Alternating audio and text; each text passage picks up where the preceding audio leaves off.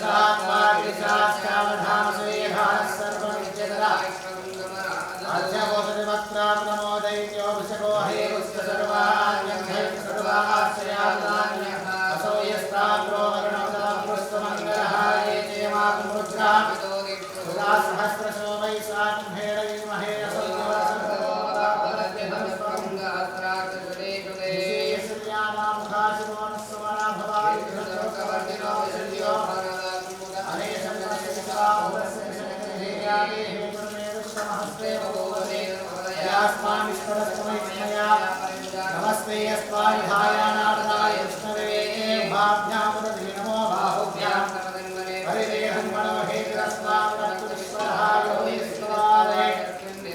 नमस्ते यस्तु भगवन् विश्वेश्वराय महादेवाय त्रयंबकाय त्रिपुरान्तकाय कार्तिकालाय हर हर महादेव हर हर महादेव हर हर महादेव ओम नमः शिवाय ओम नमः शिवाय हर हर महादेव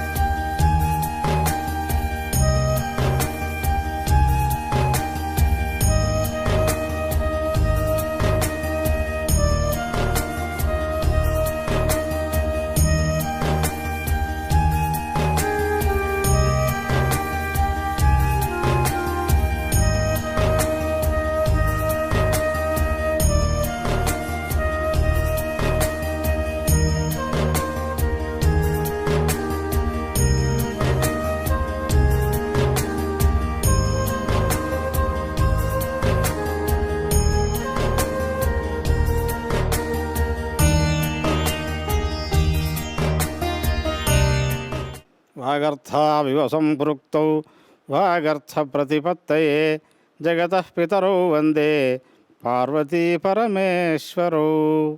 వేదంలో చెప్పబడింది మొట్టమొదటగా మాతృదేవో భవ, పితృదేవో భవ, ఆచార్య దేవో భవ, అతిథి దేవో భవ.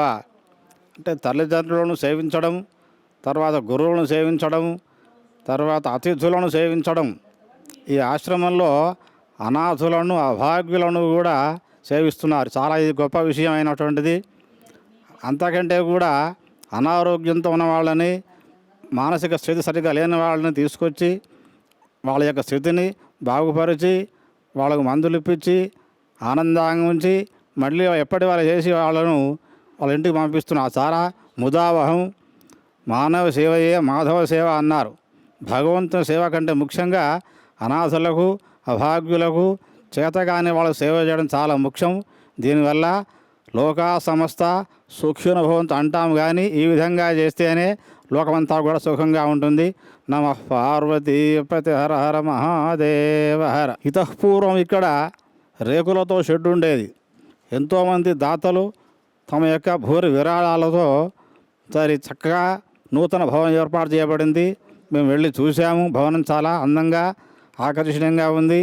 మరి అందరం కూడా చక్కగా చూసాము, అందరిని పలకరించాము. శివాలయం చాలా చక్కగా ఉంది, ఇంకా నిర్మాణం అవుతుంది. అభిషేకం చేశాము. పార్వతీ పరమేశ్వర అనుగ్రహం వల్ల అందరికి సుఖశాంతులు కలుగుగాక. వాళ్ళకి మానసిక స్థితి చక్కగా అయ్యి ఆరోగ్యవంతులుగా అయ్యి సుఖంగా ఉందరుగా అని చెప్పి ఆశీర్వదిస్తున్నాం. అమ్మా నాన్న నాథల పుణ్యక్షేత్రం